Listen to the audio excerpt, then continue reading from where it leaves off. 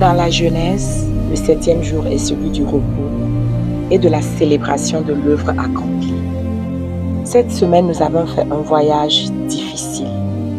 Nous sommes descendus dans les profondeurs des racines de Malik. Nous avons affronté le silence. Nous avons brisé les masques de la réussite. Et hier, nous avons commencé à fissurer l'armure de Lévitan. Malik et Sarah sont aujourd'hui assis sur leur terrasse. Le téléphone de Malik est dans la maison. Il regarde Sarah et pour la première fois depuis des années, il ne se sent pas envahi, il ne se sent pas submergé, mais il se sent plutôt en sécurité.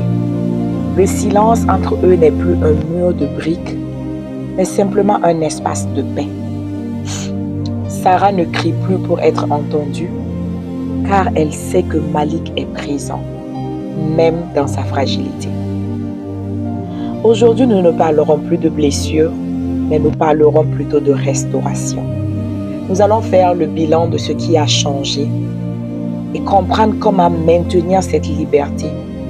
Et nous allons clôturer ce parcours d'une semaine par une prière prophétique qui va sceller votre nouvelle identité.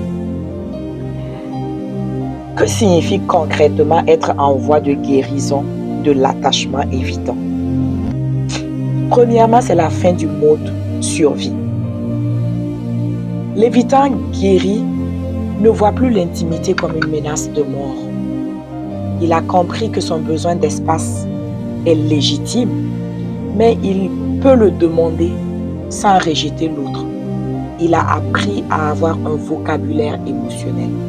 Il est passé de la fuite à la négociation. Deuxièmement, il y a la restauration des rôles de genre. Pour l'homme, il devient maintenant un leader secure. Malik a compris que sa vraie puissance n'est pas dans son manque de vulnérabilité, mais plutôt dans sa présence. Il est devenu le rocher, non pas parce qu'il est froid, mais plutôt parce qu'il est stable. Il peut désormais dire « Je suis là pour toi » et réellement le penser. La femme, en voie de guérison de l'évitement, devient une force à peser. Elle a lâché le contrôle tyrannique. Elle accepte d'être soutenue. Elle ne voit plus l'aide de son partenaire comme une faiblesse, mais plutôt comme un cadeau. Elle a retrouvé une féminité et elle n'a plus besoin d'être une guerrière 24 heures sur 24. Elle est plus apaisée, elle est plus douce. Il y a des statistiques qui donnent de l'espoir dans le processus de guérison de l'attachement évitant. Les recherches en neurosciences montrent qu'il faut environ 21 à 66 jours pour créer une nouvelle autoroute neuronale. C'est-à-dire pour rééduquer le système nerveux à un nouveau fonctionnement. Si vous continuez les exercices de cette semaine, votre cerveau va physiquement se transformer. Ce qui vous demandait un effort immense cette semaine deviendra par finir votre nature dans quelques mois. Alors je vous encourage à persévérer, à continuer à vous instruire sur l'attachement évitant si vous vous êtes reconnu tout au long de cette semaine. Et même si le changement n'est pas vu les premiers jours, continuez parce qu'après un certain temps, votre entourage et vous-même commenceriez à notifier le changement. Quel est l'impact de la guérison de l'attachement évitant? L'impact de votre guérison dépasse votre propre vie. Il a un impact sur votre famille et votre ligne. La guérison est un héritage pour vos enfants. Vos fils voient maintenant un modèle d'homme qui sait gérer ses émotions sans disparaître. Vos filles apprennent ce qu'est un homme émotionnellement disponible, ce qui les protégera des relations toxiques à l'avenir. Vous avez ainsi brisé la chaîne de la transmission du traumatisme. En ce qui concerne la communauté et le travail, un évitant guéri devient un leader exceptionnel. Il sait enfin créer de la loyauté et de la confiance. Ses partenaires d'affaires, ses collègues de travail, ce partenariat n'est plus basé sur la peur de la trahison, mais sur une vision partagée. Vous passez de l'indépendance stérile à l'interdépendance fertile. Cette sécurité doit cependant être maintenue. Et il y a un plan de prévention pour ne pas perdre cette sécurité. La guérison n'est pas une ligne droite. Il y a des jours où vous voudrez retourner dans votre caverne, retourner dans ce qui est habituel, retourner dans ce qui est connu. Le secret pour maintenir votre sécurité, c'est la transparence. Dites à votre partenaire, par exemple, « Aujourd'hui, je me sens un peu fermé. J'ai besoin que tu sois patiente avec moi. » Parce que quand vous bâtissez cette habitude de transparence, vous effacez la peur et le risque de retourner dans la caverne de peur. La lumière est le pire ennemi de l'évitement. Alors maintenez la transparence pendant votre processus de guérison. Nous arrivons maintenant au cœur de notre victoire. Nous avons parlé de psychologie, de neurosciences et de comportement. Mais la Bible nous enseigne que nous ne luttons pas contre la chair et le sang. L'attachement évitant, au-delà d'une blessure d'enfance, est souvent un système de captivité spirituelle qui veut vous isoler pour vous détruire. Le premier mensonge que l'ennemi a chuchoté à Malik, c'est que sa sécurité dépendait de sa capacité à se suffire à lui-même. C'est le péché d'orgueil déguisé en survie. L'indépendance est une illusion. Parce que la parole de Dieu nous dit, il n'est pas bon pour l'homme d'être seul. Quand vous vous émurez, quand vous rentrez dans le stonewalling, vous vous opposez au plan de Dieu qui est la communion. L'évitement est une forme de stérilité émotionnelle ou encore de stérilité relationnelle. Mais aujourd'hui, Dieu veut changer votre nature. Il veut transformer l'homme qui fuit en un homme qui bâtit.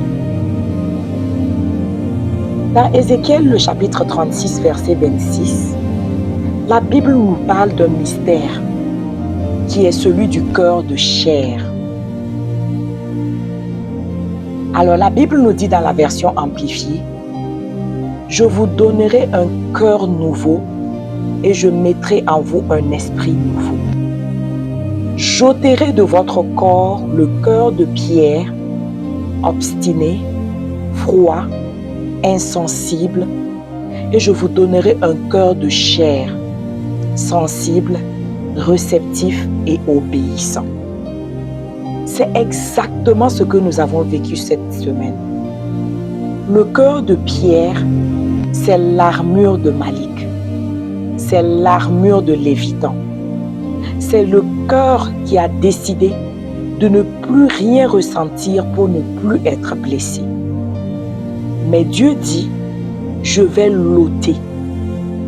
Ce n'est pas par vos efforts, ni même par des stratégies de coaching que vous allez réellement changer. Mais c'est par une transplantation spirituelle. Dieu vous rend votre capacité à être touché, à être ému, à être vulnérable.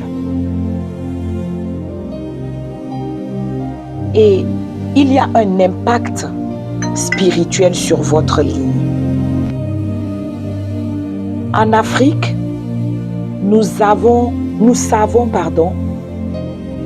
que ce que le Père sème, le Fils le récolte généralement.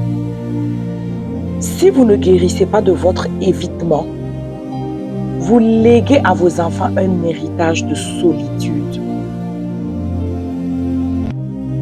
La Bible dit que le cœur des pères reviendra vers les enfants. La guérison de Malik n'est pas juste pour lui, mais pour que son fils ne grandisse pas dans le vide. C'est aussi pour que sa fille sache ce qu'est l'amour d'un père et ne cherche pas sa valeur dans des relations toxiques. Nous brisons aujourd'hui le décret qui disait que dans votre famille, on ne se parle pas, on ne s'embrasse pas, on ne se dit pas « je t'aime », on ne se dit pas la vérité, on ne communique pas tout simplement. Et enfin, il y a la liberté d'être connu réellement, l'intimité avec le Christ. Lévitin a peur que si Dieu le connaît vraiment, il le rejettera. Mais la croix est la preuve du contraire. Jésus est mort pour vous alors qu'il connaissait déjà toutes vos zones d'ombre. La guérison totale survient quand vous pouvez vous tenir devant Dieu sans votre armure de performance. Quand il y a un face-à-face. Quand Malik ou alors l'évitant ou l'évitante peut dire « Seigneur, je suis nu et j'ai besoin de toi ». Alors il peut enfin dire la même chose à Sarah, à son conjoint, sa conjointe, à ses enfants. L'intimité avec Dieu est comme le terrain d'entraînement pour l'intimité avec votre conjoint. Jacques le chapitre 1 verset 25 nous dit dans la Bible « Mais celui qui regarde attentivement la loi parfaite, celle de la liberté, et qui y persévère, n'étant pas un auditeur oublié, mais un pratiquant actif, celui-là sera béni dans ce qu'il fait, dans ses relations, sa famille et ses entreprises. » La liberté n'est pas de ne dépendre de personne. La vraie liberté, c'est d'être libre d'aimer sans peur. Nous arrivons au terme de cette semaine consacrée au style d'attachement évitant. Mais ce n'est pas la fin du processus, c'est le début d'un alignement. Pour beaucoup d'entre vous, l'attachement évitant n'était pas seulement un trait de caractère, c'était une prison héritée. C'était le cri silencieux d'une lignée qui a appris à survivre sans jamais s'épanouir. Aujourd'hui, le Seigneur veut passer de l'enseignement à la chirurgie. Il ne veut pas seulement que vous compreniez votre armure, mais il veut dissoudre cette armure. Il veut retirer ce cœur de pierre, ce cœur qui s'est endurci sous les coups de la vie, pour vous rendre un cœur de chair, un cœur capable de battre, capable de ressentir et d'aimer sans la terreur et la peur d'être détruit. Je vous invite donc à répéter cette prière, cette déclaration de rupture avec l'évitement après moi. Éternel mon Dieu, je me tiens devant ton trône de gloire. Je reconnais que mon armure était une forteresse d'orgueil et de peur. Je demande pardon pour avoir mis ma confiance en ma propre force. Aujourd'hui, par le sang de Jésus-Christ, Je brise le décret de solitude sur ma vie. Je revoque l'alliance silencieuse que j'ai faite avec l'isolement. Je renonce définitivement au refuge du silence et à l'idole de la performance. Je déclare que le mur de briques s'écroule maintenant. Je déclare aujourd'hui que je ne suis plus esclave de mon passé. Je reçois mon identité de fils et de fille de Dieu, pleinement connu et aussi pleinement aimé. Je déclare que ma maison est un sanctuaire de paix, de communion et de communication. Je scelle ma guérison par la foi et je choisis de marcher dans la lumière et la transparence. Au nom de Jésus. Amen. Je vais maintenant prier pour clôturer cet épisode et aussi clôturer cette semaine qui a porté sur le style d'attachement évitant. Excellent Père de grâce, je me tiens devant toi pour clore cette semaine de délivrance, de guérison et de restauration. Au nom puissant de Jésus-Christ, je m'élève maintenant en tant que sentinelle sur cette audience. Je parle aux structures invisibles qui ont maintenu des hommes et des femmes dans le désert émotionnel. Je parle maintenant aux racines générationnelles. Seigneur, je prie que tu remontes le fil du temps dans chaque lignée représentée ici. Là où un ancêtre a été trahi, là où un père a été rejeté et a décidé de ne plus jamais parler, là où une mère a été envahie et a appris à ses filles à être des femmes de fer, j'ordonne à tout esprit de rejet et de solitude de quitter ces demeures pour toujours. Je déclare un dégivrement total. Père, là où il y avait un désert affectif, que des fleuves d'eau vive coulent dans les cœurs au nom de Jésus. Que le feu du Saint-Esprit vienne consumer l'armure de bronze. Homme, je prophétise que tes mains qui ne savaient que travailler vont maintenant savoir bercer, chérir et protéger. Femme, je prophétise que ton contrôle excessif lâche prise maintenant devant la sécurité de la présence divine. Je prophétise sur ta lignée. Tes fils ne seront pas des hommes de pierre. Ils seront des porteurs de vie avec des cœurs de chair. Tes filles ne seront pas des femmes de fer indépendantes, mais elles seront des sources de réconfort.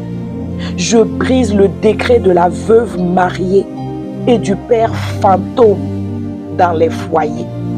Seigneur, restaure la communication dans les chambres à coucher. Restaure la complicité dans les maisons entre les parents et les enfants. Que le silence de mort soit remplacé par des chants de délivrance, des éclats de rire, de joie dans les familles. Je déclare que vos maisons ne sont plus des lieux de cohabitation solitaire, mais des sanctuaires de connexion. Seigneur, que ton onction de joie remplace l'esprit de lourdeur, l'esprit de tristesse dans les foyers. Que chaque auditeur quitte cette vidéo avec une autorité nouvelle, l'autorité de celui qui n'a plus besoin de se cacher. La peur a perdu et l'assurance et la confiance a pris désormais les rênes. Parfait, ô Seigneur, l'œuvre que tu as commencée dans les cœurs et donne-nous d'être témoins de milliers de témoignages de mariage restauré et de destinée libérée. Je scelle cette semaine de transformation par le sang de l'agneau, au nom puissant de Jésus-Christ. Amen. Merci à tous d'avoir fait ce voyage. Si cette semaine a transformé votre vie, partagez votre témoignage en commentaire ou vous pouvez aussi nous l'envoyer par email à l'adresse que vous trouverez dans la description de la vidéo. N'oubliez pas de mettre un pouce si vous avez aimé cette vidéo, ce contenu. Mettez un commentaire, partagez à une personne à qui cette vidéo pourra faire du bien. Et n'oubliez pas de cliquer sur la cloche de notification. Ainsi, vous allez recevoir une notification dès le moment où nous posterons une nouvelle vidéo. Si vous avez besoin d'aller plus en profondeur sur ce sujet de l'attachement évitant, ou si vous avez besoin d'un accompagnement personnalisé, contactez Rollis Coaching. Nous entamons la semaine 2. Nous allons changer de perspective pour explorer un autre territoire tout aussi profond que celui que nous venons de terminer. Nous parlerons à cette semaine 2 de l'attachement anxieux préoccupé. Nous parlerons de ceux qui aiment trop, de ceux qui vivent dans la terreur d'être abandonnés. Nous analyserons pourquoi vous avez besoin de 100 messages par jour pour vous sentir aimé. Nous verrons comment votre anxiété étouffe vos relations et comment retrouver une sécurité qui ne dépend pas de la validation constante de l'autre. Si l'évitant fuit l'intimité, l'anxieux la poursuit jusqu'à épuisement. Alors préparez vos cœurs, soyez disposés, car nous allons essayer d'équilibrer la balance pour que vos relations soient enfin saines, sécures et ancrées en Christ. Merci d'avoir effectué ce voyage encore une fois de plus avec moi cette semaine. Allez et aimez sans peur. Je suis Carole Sanogo, coach certifié en santé mentale, tenant compte des traumatismes chez Rollis Coaching, où votre bien-être intérieur est notre mission. À très bientôt.